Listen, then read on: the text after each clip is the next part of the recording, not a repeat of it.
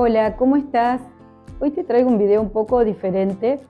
Estuve de viaje por Buenos Aires y aproveché para ir a visitar la muestra de los nuevos artistas del arte del fuego, el salón anual que realiza el Centro Argentino de Arte Cerámico.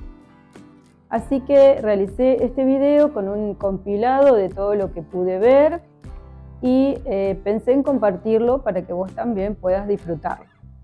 A lo largo del video vas a ir descubriendo cuáles fueron las piezas premiadas. Bueno, empezamos y nos vemos nuevamente al final del video.